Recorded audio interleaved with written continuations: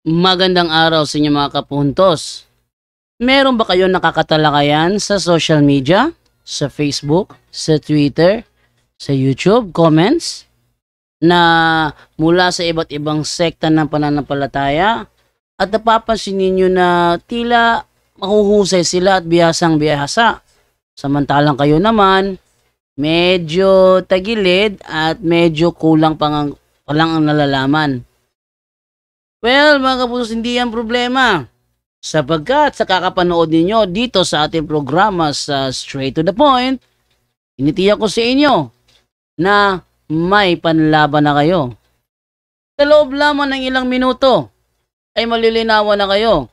At tinitiyak ko sa inyo na sa dahan-dahan, gradually, may panlalaban na kayo. Kaya sa mga bago pa po sa aming channel, please po don't forget to hit the subscribe button, the notification bell, para maging notified kayo sa bawat video na ilalabas ko sa channel na ito. Kaya wag na po natin patagalin. Simulan na po natin.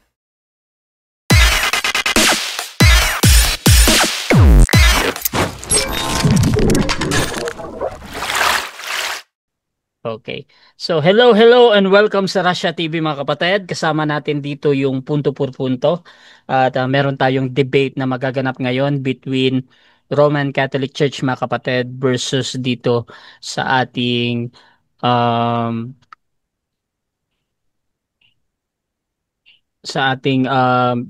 kay Pastor Brian Badao ng COAT mga kapatid.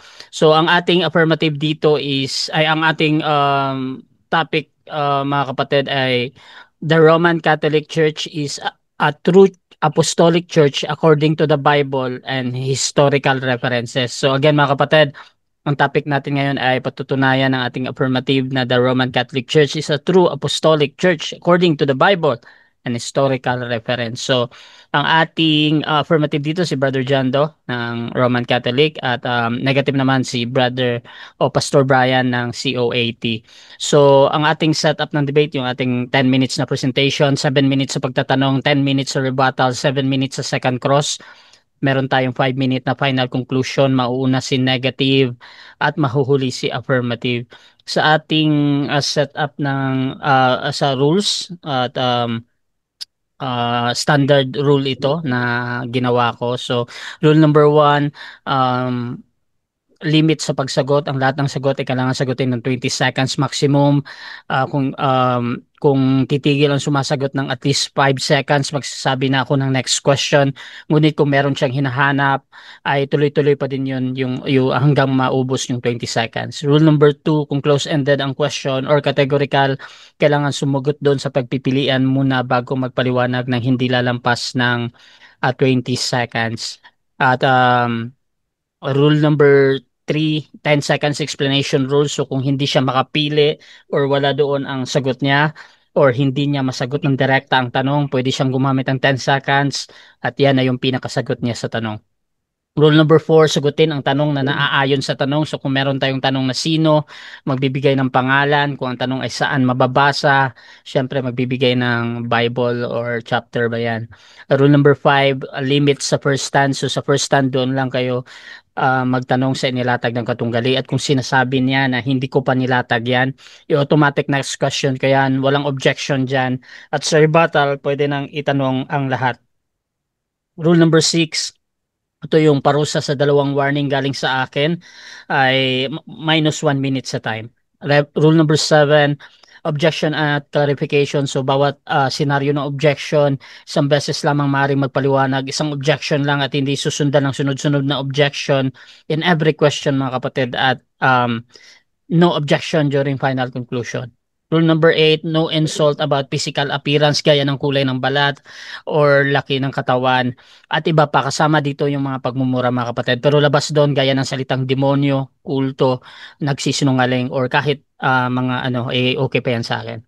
Rule number 9, no challenge question. Ito yung mga tanong na kung mabasa ko or paano kung mabasa ko, hindi ko pa hintulutang maitanong yan kahit pa sumang-ayon yung kabilang panig. Rule number 10, para sa sensitive question or personal question, pinapahintulutan ko kayong magtanong ng mga ganitong uri ng tanong. Ngunit po pwedeng tanggihan ng ating sumasagot. Rule number 11, 7 minutes disconnection time limit. 7 minutes lamang ako maghihintay kung magde-disconnect yung ating debater pag hindi siya nagre-respond. Rule number 11, bilang moderator, meron akong kapangyarihang magtakda ng bagong rules na hindi nakasaad dito kung ito lang naman ay kinakailangan. Ang aking pasya ay laging final and executory. Rule number 13, bilang tagapamagitan, ako ay nagsisilbing tagapangasiwa lamang ng debate na ito at hindi ako responsible sa anumang pananaw, paniniwala o pahayag ng mga debater natin o speaker. Ang mga sagot at opinyon ay pananagutan ng mismong nagsasalita. Hindi rin ako mananagot sa anumang hindi pagkakunawaan, pagkasira ng relasyon o iba pang epekto dulot ng nilalaman ng debate na ito. At by the way mga kapatid, ako nga pala si Rasha Vista. Ako po ay isang Catholic, one of the member ng Templar of Truth at ako po yung tatayong moderator, streamer, timer sa debating ito. So sumasang-ayon ba ang ating affirmative sa lahat ng nabanggit? Yes, masang-ayon ako. Okay, at sumasang-ayon din ba ang ating negative? Yes, masang-ayon. Okay, so um, before natin simulan ng ating debate, syempre gusto ko munang magpakilala kayo sa hindi nakakilala. At syempre, ano yung saan ba ito galing tong debate na ito? Paano ba ito nabuo? At ano yung inaasahan niyo sa inyong katunggali? Unahin natin ang ating affirmatibo. Pakilala ka kapatid. Okay, sa mga hindi nakakilala sa akin, ako si Jando Alabado, dating Seventh-day Adventist debater and evangelist. And then ngayon, Katoliko na. And then, nabuo ang debating ito kasi kumontak sa akin si Rasha na meron daw naghahamon. Okay naman sa akin yung topic. Hindi ko alam na pastor yung kalaban ko pero I expect na ano to, matino. Yan ba Rasha? Okay, at syempre, yung ating negative naman. Ayun, ako po si Brother Brian. Brother Brian na lang po yung tawag niya sa akin.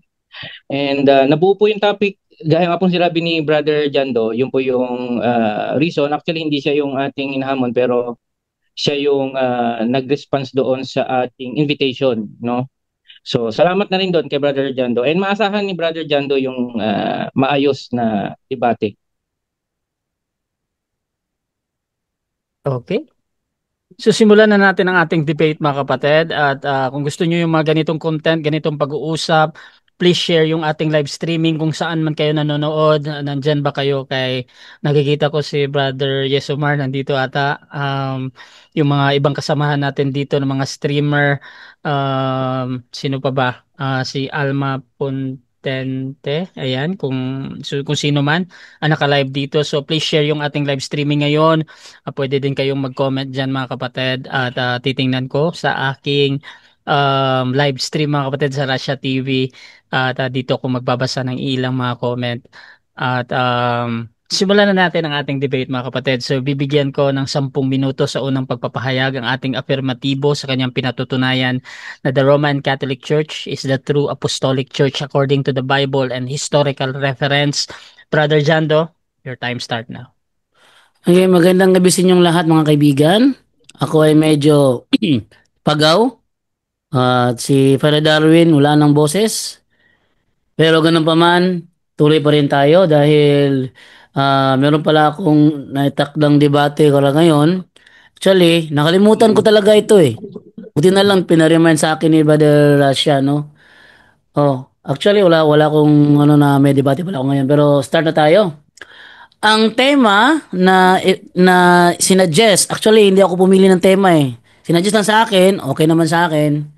Patutunayan ko na ang Roman Catholic Church ay true apostolic church according to the Bible and historical reference. Ang temang ipinisinta ko ay isa lamang uri ng summarization. Summarize. Summarize ng aming aral. Ibig sabihin, hindi porket nakalagay sa tema, yun na strictly, verbatimly, gano'n na. No. Kasi summarize lang yan eh. Summarize lang yan sa tema. Kumbaga, ang pagpapaliwanag ay nasa affirmative stand.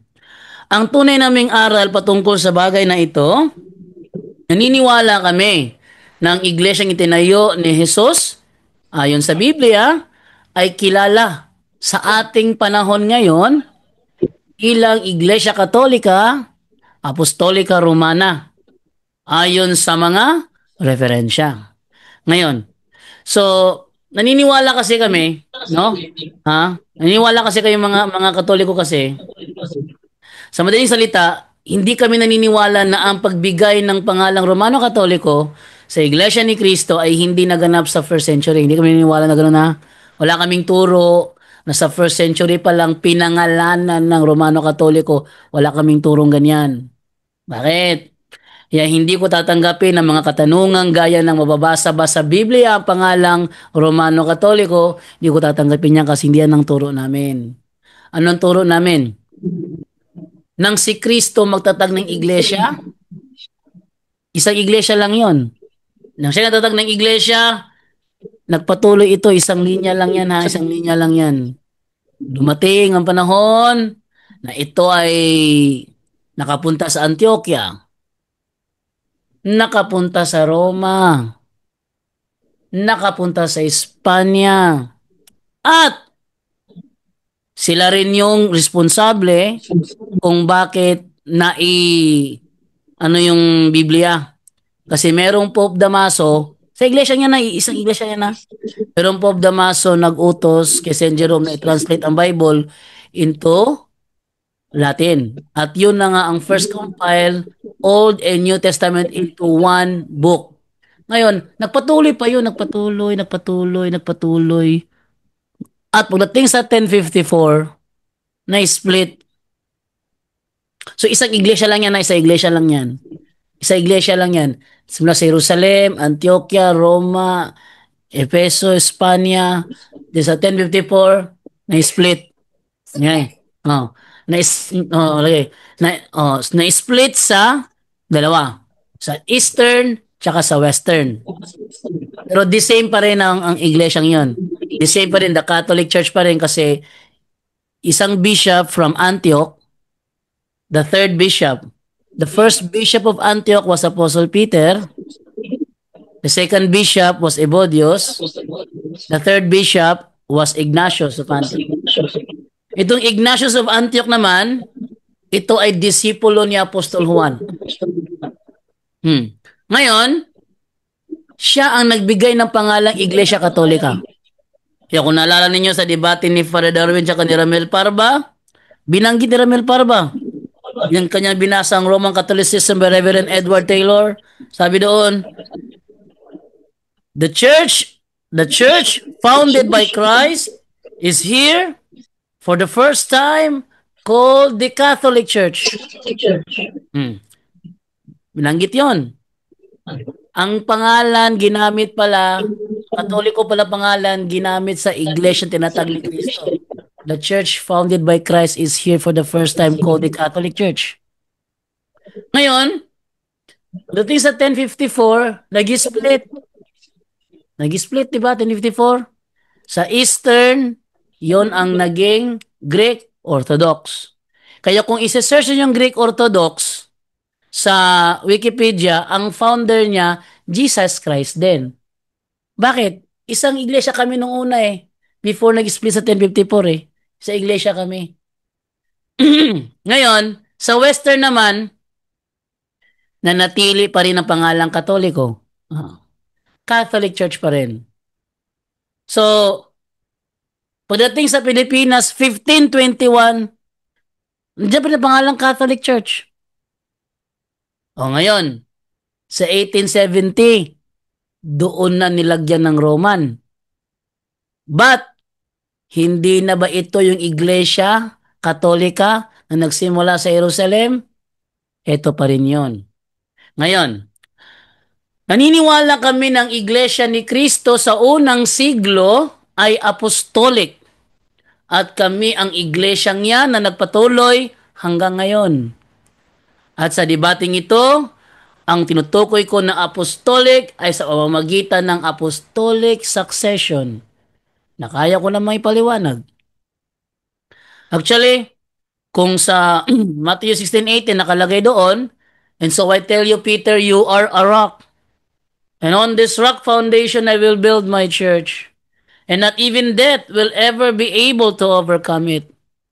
Kung sa Aramaic New Testament pa yan, ap ena amar nalak datu kipa, walhadi kipa ibnilede, ti watari di shola next shauna. So, nakalagay doon, sa Aramaico, ap ena amar nalak datu kipa, walhadi kipa ibnilede. Malinaw na sa Mateo 16:18, si Apostol Pedro ang batong pinagtayuan ni Kristo ng kanyang iglesia. At ang apostol na si Pedro ay siya rin naging unang obispo sa Antioquia, sa iglesia ni Kristo sa Antioquia, na siyang sinundan naman ni na Bishop Evodius at Bishop Ignatius of Antioch. Ito namang si Bishop Ignatius of Antioch ay disipulo rin ni Apostol Juan na siya namang nagbigay ng pangalang Iglesia Katolika. Isang pangalan na hindi pwedeng angkinin ng ibang sekta ng pananampalataya sapagkat hindi pa sila existed sa panahong yan. Hindi pa sila, wala pa sila ng panahong yan. Katoliko lang ng panahong yan eh. Ayon sa aklat na Roman Catholicism, page 2 by Reverend Father Edward Taylor, ang pangalang Katoliko ay inilapat sa mga iglesyang konektado sa iglesia sa Roma. Last 3 minutes. Yung nagklat na iglesia ba? Oh. Kaya, ang mga nag-aangkin na Katoliko rin daw sila, ngunit wala namang koneksyon sa iglesia sa Roma, ay isa lamang mga bulaan na nagpapakilalang Katoliko. Hindi naman. Sino ba nakakaalam? Yung gumawa ng pangalan. Siya ang naggumawa ng pangalan, siya nakakaalam kung saan niya inilalapat. Inilapat ito sa tatag ni Kristo. Kaya nga sabi sa Growler Encyclopedia by Volume 5, page 106, Catholic Church from Greek Catholicos, universal term generally applied to the divine society founded by Jesus Christ and endowed by the outpouring of the Holy Ghost on the day of Pentecost. More specifically, the name denotes the body of the faithful in communion with the Bishop of Rome, hence often called Roman Catholics. Ano daw? Ano daw yung Katoliko? Hence often called Roman Catholic. Kung tingnan nyo naman sa Wikipedia, ganun din. Catholic Church, also known as the Roman Catholic Church. Okay. At itong Katoliko na ito ang siyang kinabibilangan ni Pope Damaso na siya nag-utos kay St. Jerome na isalin ang Biblia sa wikang Latin. Ito namang si Apostol Pedro na siyang naging unang obispo ng Iglesia ni Cristo sa Antioquia ay siya rin naging unang obispo sa Iglesia ni Cristo na nasa Roma. Na ngayon sa ating panahon ay kilala na sa pangalang Iglesia Katolika, Last 1 minute. Katolika Romana. Katunayan, bilang unang obispo ng Iglesia ni Cristo sa Roma, siya ang unang Santo Papa ng Iglesia Katolika. Tingnan niyo yung list of popes, siya nangunguna. Sapagkat ang terminong Santo Papa ay siyang inilapat sa mga naging obispo ng Iglesia ni Cristo sa Roma. Kaya naniniwala kaming mga Katoliko na kami ang Iglesia ni Cristo na nagtinutukoy sa Biblia, na inaamin naman ng mga ministro na ngayon kilala sa Pilipinas na Iglesia ni Cristo, na kami mga Katoliko sa pasimula ay siyang Iglesia ni Cristo. Ayon sa Britannica Encyclopedia, the Roman Catholic Church traces its history to Jesus Christ and the Apostles. Time na? Yes, bro. Okay. So, dyan nagtatapos mga kapatid ang unang pahayag ng ating affirmative. Dako tayo sa unang pagtatanong ng ating negative. Na-mute kita, Pastor Brian, ha? 7 minutes, Pastor. Your time start now. Pa-unmute, bro. Pa-unmute. Naka-mute ka, bro. Okay, proceed. Okay na? Okay na. Okay. Una-una gusto kong pasalamat kay Brother Jando sa presentation niya. So, simple lang yung tanong ko, baka nga hindi matapos yung 7 minutes. Tawag dito. Gusto ko lang i-focus doon, Brother Jando, sa mismong basis mo kung bakit kayo apostolic. I believe tama. Kung, correct me if I'm wrong, no? Sabi mo, apostolic succession, yan yung basis mo kung bakit kayo apostolic. Tama ba? Yes or no? Yes, apostolic succession. Kasi, gaya ng presentation ko, from Peter to Evodius to Ignatius, nagbigay ng pangalang Katoliko. Sa list of popes din namin, Peter, Linus, Evaristos, Anacletus, yon hanggang sa kay Pope Leo na ngayon. Next question. Correct. So, si Peter, yung nabanggit mo kanina si Pedro, si Apostol Pedro, kino-consider nyo siya na apostol. So, yung term na kino-consider, kasi nabasa ko rin naman yung mga history, Catholic consider, kino-consider nyo si Peter na first apostle. Tama ba? Gaya din sa sinabi mo? Yes or no? Yes, pag sinabing consider, kinikilala. Kinikilala namin si Apostol Pedro na apostol. Oh, Hmm, next question. Next question. okay. So, ang next question ko, may mga binanggit ka na name ng apostol. Sino yung talagang apostol, papa? No, kasi I think, tama ba ako? Ito mo lang question. Tama ba ako na yung term nyo ngayon ng apostolic office is yung parang papacy? Yun ba yung term na ginagamit nyo ngayon? Yes or no? Yes, ngayon sa ating panahon ngayon. Pero hindi sa first century.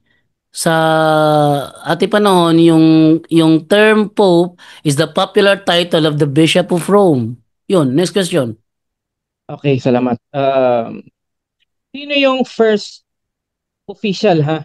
Hindi yung kinoconsider. Yung official na papa sa Roma na talagang naitalaga siya doon, na official, na pinag-usapan talaga na siya ang tatayo doon. Sino yung first na official? Hindi yung kinoconsider lang na papa, kundi yung official nyo talagang papa doon sa Roma. Sa Roma. Okay, the first official Pope ng Roman Catholic Church ay yung first Bishop of Rome. Na walang iba, si Apostol Pedro. Hindi naman siya, talagang official siya diniklara, hindi naman siya, ano lang, consider lang. Next question. Next question. Okay, paano ba to? Ibahin ko yung phrasing ng tanong ko, no? At sino yung sumunod kay Peter na papa, na apostol, office, sa apostolic office? Sino yung sumunod sa kanya? Based sa kasaysayan, kung ating babasahin, ang sumunod sa kanya bilang Bishop of Rome, si Saint Linus. Next question. Next question. Okay, Saint Linus.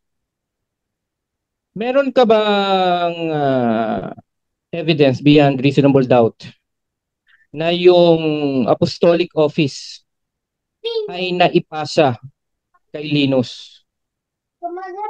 Okay, Meron meron ka ako bang ebidensya dito evidence? ayon kay Saint Irenaeus na si Linus is Peter's successor. Next question.